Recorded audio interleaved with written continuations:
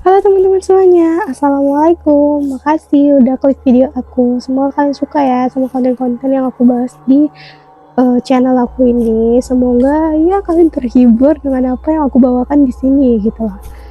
Nah, pertama-tama kenalkan dulu, nama aku Tiwis.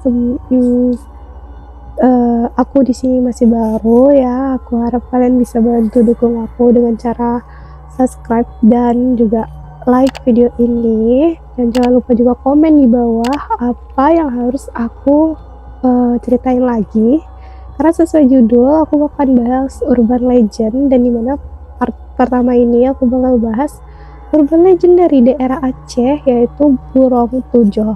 Oke, aku selama-lama kita bicara di intro depannya, kita langsung aja ke urban legendnya. Oke, sebelumnya aku disclaimer dulu teman-teman, kalau semua informasi yang aku dapatkan mengenai burung tujuh ini aku dapetin dari internet dan berbagai sumber dari internet juga sih sebenarnya. Jadi istilah burung tujuh sendiri itu, burung itu menurut masyarakat Aceh itu adalah hantu, dan tujuh adalah jumlah dari hantu tersebut, dan hantu ini itu dianggap seperti makhluk jahat yang biasanya tuh disuruh sama seorang yang memiliki ilmu hitam, mungkin seperti kayak dukun gitu ya guys. Nah, dimana hantu tersebut itu disuruh untuk merasuki korbannya, yang berefek kepada korbannya itu kayak kesurupan, dia bisa berkata kotor atau bahkan berperilaku seperti hewan, dan jika ini terjadi maka orang tersebut harus diobati oleh seorang ketua adat atau paranormal gitu deh. Kalau di Aceh tuh yang aku baca ya itu dipanggil Teku.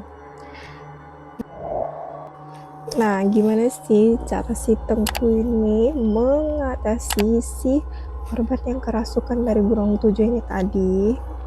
Jadi guys, dari yang aku baca di internet, katanya tuh kalau si Tengku ini bakalan meniupkan napasnya kayak gitu, sambil sembari memanjatkan doa-doa yang nanti akan berefek kepada si korban menjadi lebih tenang dan akan berangsur-angsur pulih seperti sebelumnya. Nah, kemunculan dari burung tujuh ini juga membuat warga resah dan yang pastinya gelisah ya teman-teman, merasa kayak terancam gitu.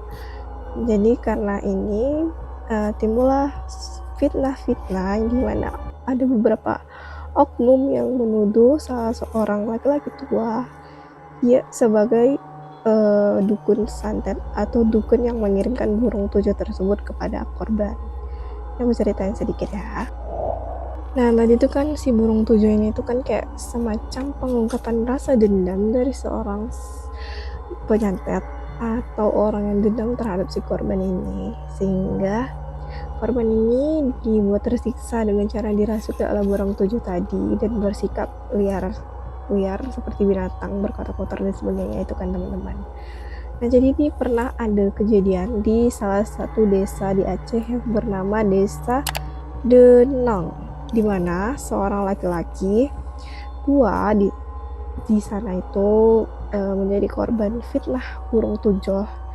Dia dituduh menjadi dukun santet karena si korban ini terus memanggil-manggil namanya, dan warga desa Denang ini berpikiran kalau si laki-laki tua tadi adalah dukun santet yang menyantet si korban ini. Nah, karena hal itu warga pun berbondong-bondong nih mendatangi rumahnya si laki-laki tua, sembari melempari batu dan berteriak keras marah. Ya kalian tahulah kalau orang udah tersulut emosi gimana ya kan teman-teman. Nah, untungnya pada saat itu pihak kepolisian turun tangan dan berhasil mengamankan si laki-laki tua tadi. Setelah amarah warga mereda, si kakek tua ini pun diinterogasi polisi dan diusut nih kasusnya. Apa emang iya si laki-laki tua ini adalah orang yang menyantet atau mengirimkan burung tujuh ini kepada si korban? Dan ternyata dari hasil yang dilakukan, pria ini tidak bersalah, terbukti tidak bersalah, karena tidak ada hal-hal yang mencurigakan yang dapat disimpulkan kalau dia ini adalah penyantet tersebut gitu. Jadi dianggap kasus ini hanyalah sebagai fitnah dari seorang oknum kepada si laki-laki tersebut. Oke, kita lanjut ke urban legend kedua, yang dimana aku di sini akan menceritakan urban legend dari Aceh, yaitu hantu gulung tikar. Nah, dimana di masyarakat Aceh sendiri hantu gulung tikar ini disebutkan sebagai hantu bulung bile atau bulung yude atau lembida. Tapi di tempat daerah lain, hantu ini juga dipanggil dengan berbagai nama yang berbeda. Salah satunya itu gulung tikar tadi. Dimana nama-nama hantu tersebut itu mengarah pada sosok yang sama, yaitu sosok tikar yang ada di permukaan air. Nah, tentunya kisah-kisah tentang seputar danau, sungai, dan lautan, pokoknya yang berbau air ini udah biasa ya kita dengar ada hal-hal gaibnya. Jadi kita nggak usah panjang lebar, kita langsung bahas saja tentang si bulung bili ini tadi. Oke teman-teman. Nah, gimana sih caranya hantu gulung tikar ini bisa membunuh orang? Karena kan secara yang kita tahu ya, umumnya tikar itu tidak berbahaya, bukan? Nah, jadi menurut apa yang aku baca, si hantu gulung tikar ini atau bulung beli ini, dia itu akan menarik korbannya dengan cara, yaudah dia kayak karpet aja gitu, tenang di air yang tenang gitu. Nah, nanti pas kita si korban ini itu melewati air tersebut dengan cara berenang ataupun ya naik perahu gitu kan, dia bakalan menggulung korbannya tersebut lalu membawanya ke dasar sungai atau danau tempat si hantu ini gitu.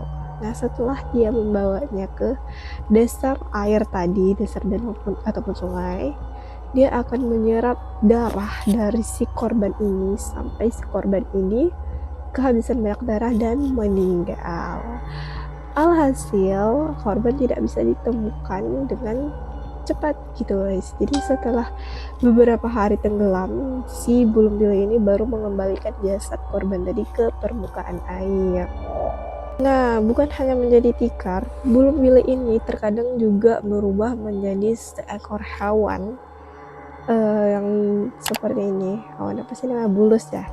Nah, dia juga bisa berubah menjadi bulus. Nah, gimana sih ciri-ciri air atau danau, sungai, permukaan yang ada bulung bilinya? Nah, di sini aku menemukan salah satu website yang membahas kalau danau atau air yang terlihat tenang namun di bawahnya itu seperti berputar tidak jelas, itu disebutkan bahwa itu adalah sosok bulung bili.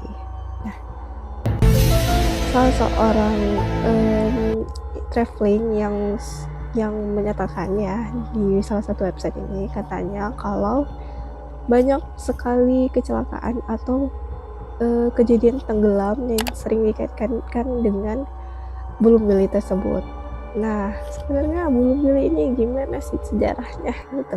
Kita bahas ya teman-teman, karena aku kebetulan dapet nih yang membahas tentang sejarah dari bulung bili tersebut. Nah, dari website yang aku baca, ini adalah cerita dari mulut ke mulut ya, atau ini udah kayak generasi ke generasi ya teman-teman, karena ini kan udah jadi urban legend.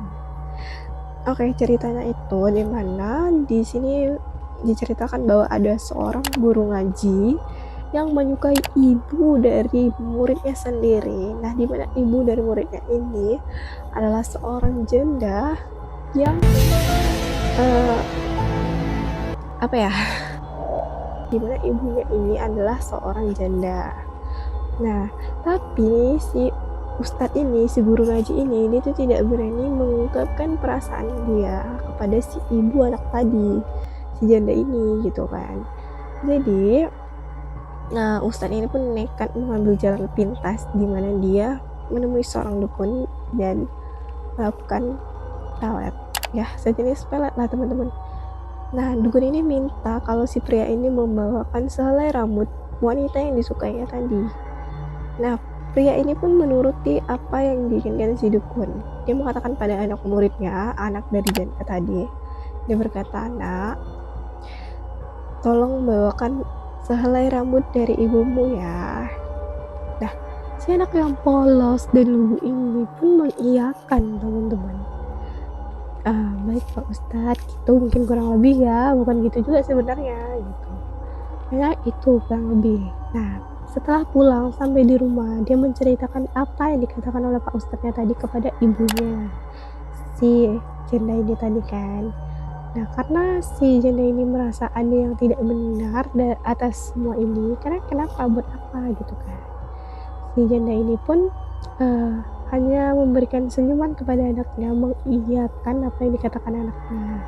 Sembari dia berpikir, apa yang harus aku lakukan, aku harus bagaimana. Karena dia tahu kalau dia menyerahkan rambutnya, apa yang akan terjadi. Nah, setelah itu,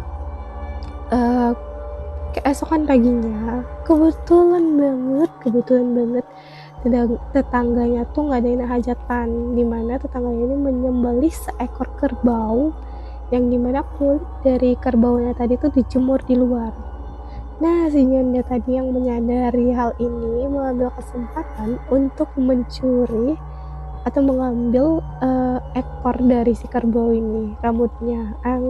Tau gak sih kan kayak kerbau kan ekornya kayak berambut gitu ya, jadi itu yang diambil. Nah, sehelai rambut dari ekor kerbau tadilah yang diserahkan kepada anaknya untuk dibawa kepada Pak Ustadz, karena anak ini kan ngaji maghrib gitu kan. Nah, setelah itu malamnya Pak Ustadz pun nekat ya menjampi-jampi rambut tadi. Namun karena ini rambut kerbau ya kan, yang datang sosoknya kepada si Pak Ustadz ini, karena kan dipanggil tuh dijampi-jampi. Nah, yang datang kepada Pak Ustadz ini ya kerbau gitu loh. Dan kerbau ini kayak kelihatan marah, dia protes sama Pak Ustadz kayak, kurang ajar kau, kenapa kau berbuat seperti ini gitu kan. Nah, terus setelah itu si kerbau yang marah tadi pun menggulung Pak Ustadz tadi dengan kulit lembunya ini dan menenggelamkan Ustadz tadi di danau atau sungai ya, yang dipercaya masyarakat Aceh bahwa Pak Ustadz inilah yang menjadi sosok Bulung Bili atau Lembyude tadi. Nah, begitu teman-teman. Kelar juga satu video teman-teman ya. Oke, cuma itu yang bisa aku bahas hari ini.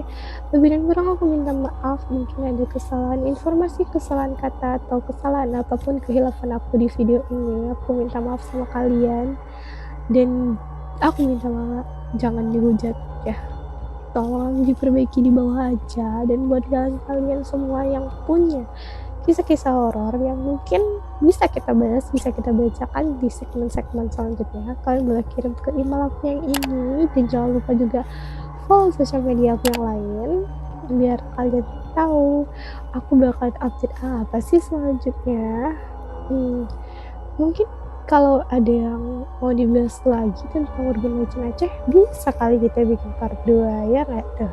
Yaudah deh, cukup gitu aja hari ini. Makasih buat yang udah nonton. Jangan lupa like, komen, dan subscribe. Jangan lupa juga nyalain notifikasinya ya teman-teman. Assalamualaikum warahmatullahi wabarakatuh, dan see you, bye bye.